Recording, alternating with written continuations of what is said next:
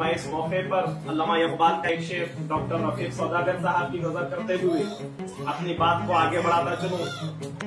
मैं अकेला ही चला था जानिबे मंजिल, मगर लोग आते गए और कारवां बनता गया। तो डॉक्टर रफीक सौदागर साहब और उनके साथी सैयद साजिद हयात साहब, राजुद्दीन अजहर साहब काबिल मुबारकबाद है कि पिछले गालिबन 8 साल से इस अवार्ड की तकरीब मुनाकिद कर रहे हैं और अल्हम्दुलिल्लाह उसमें उन्हें कामयाबी हासिल हो रही है, जिसकी मिसाल आज यहाँ पर तुलबा और तालिबात और उनके सरपरस्तान की मौजूदगी कामयाबी का सबूत पेश कर रही है।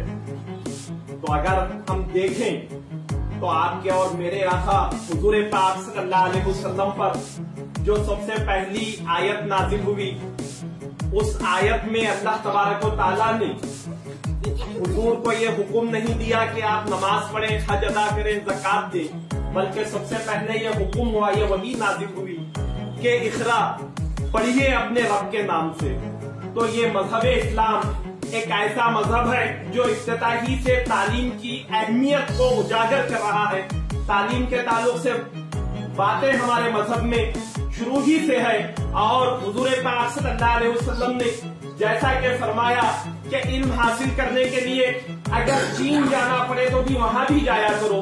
तो 1450 साल पहले के जमाने का तस्वुर कीजिए, इमेजिन कीजिए कि 1450 साल पहले हालत क्या थी, मक्का मुकर्रमा किधर है और मुल्क चीन किधर है, इन दोनों के दरमियान में कितने हजार किलोमीटर का फासला है। तो ये बताने का मकसद ये है कि इल्म एक ऐसी शमा है जिसको हम जितना फैलाए, जितना रोशन करे, वो इतना ही अपनी रोशनी फैलाती जाएगी। वो रोशनी सिमट नहीं जाएगी बल्कि वसी हो जाएगी। जैसा कि हम ये अखबार सुनते हैं कि अगर दौलत को तकसीम किया जाए तो दौलत कम हो जाएगी, जमीन तकसीम कर दी जाए तो जमीन कम हो जाएगी। मगर ये इल्म, ये तालीम एक ऐसी है, आप इसको जितना भी तकसीम करें, जितना भी अवाम में पहुंचाए, तो वो इल्म कम नहीं होता बल्कि वसी होता जाता है, फैलता जाता है। तो डॉक्टर साहब की कोशिशें काबिल मुबारकबाद है जो तुलबा और तालिबात में तालीम की अहमियत को उजागर करने के लिए अपनी जाती रकम से इस तरह की तकरीबात मुनाकिद कर रहे हैं। तो बिरादरान मोहतरम, हाज़रीन इकराम, अभी जैसा कि डॉक्टर परवेज साहब ने ये कहा कि आज 90% अवार्ड लड़कियों ने हासिल की है, तो इसके ताल्लुक से भी हमें यह हुक्म मिलता है कि एक लड़की की तालीम पूरे खानदान की तालीम है। तो काबिल मुबारकबाद है इन लड़कियों के जिम्मेदारान वालिदैन कि उन्होंने इस हदीस को समझा और इस हदीस पर अमल करते हुए तालिबात को, लड़कियों को ज्यादा से ज्यादा ज़ेवर इल्म से आरास्ता कर रहे हैं। और कोशिश तो यही होनी चाहिए कि 10th के बाद या PUC के बाद इस तालीमी सिलसिले को मुनक़ता ना करें, खत्म ना करें, बल्कि इस सिलसिले को जारी रखें।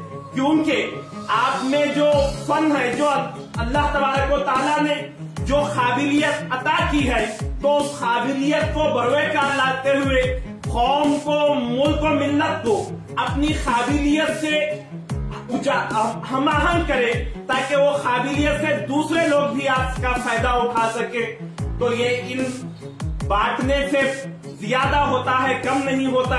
और डॉक्टर साहब ने जैसा कहा कि हमारी जो मुकामी रियासती जबान है कन्नड़ा, तो आज हम हैदराबाद कर्नाटक के इलाके में होने की वजह से कन्नड़ा से बखूबी वाकिफ नहीं होते।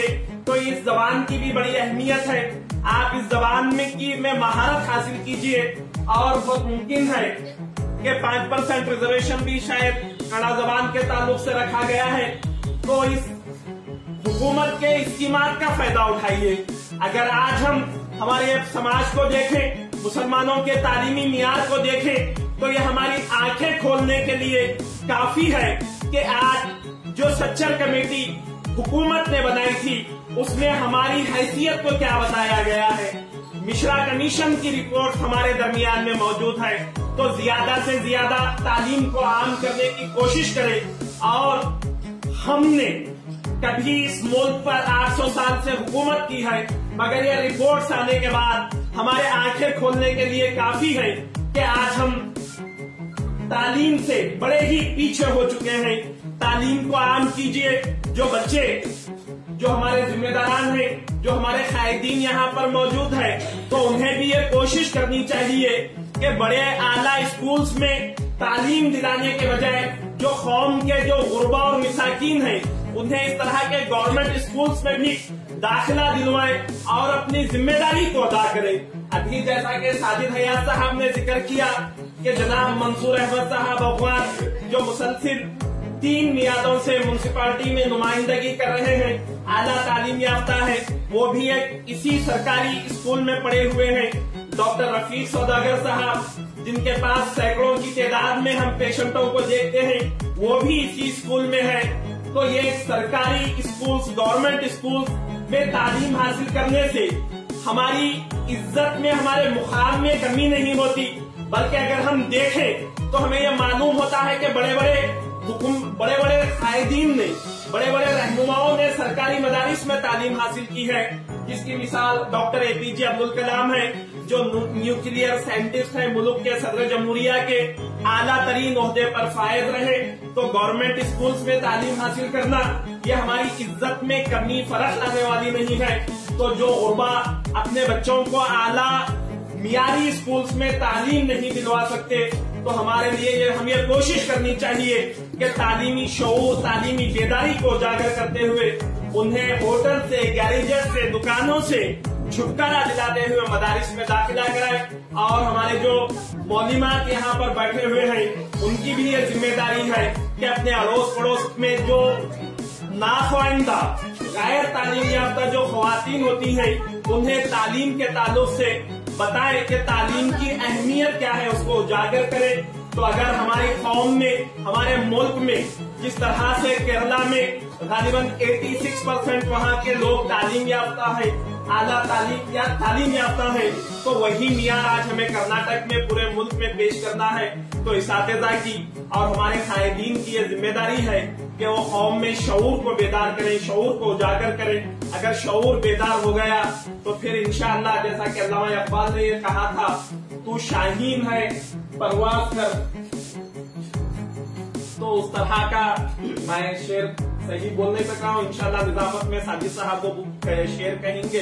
तो मैं डॉक्टर रफीक सौदागर साहब का शुक्रिया अदा करता हूँ कि उन्होंने मुझे बोलने का मौका दिया, और तमाम ही टॉपर्स को मुबारकबाद पेश करता हूँ। और ये उम्मीद रखता हूँ कि इंशाअल्लाह आप आइंदा PUC में हो या और जो भी आप तालीम आला हासिल करना चाहें, उसी में भी हो, इसी तरह के नंबरात से आप कामयाबी हासिल करें। अल्लाह तबारक व तआला आपकी मदद फरमाए। और मैं एक और मरतबा शुक्रिया अदा करते हुए अपनी बात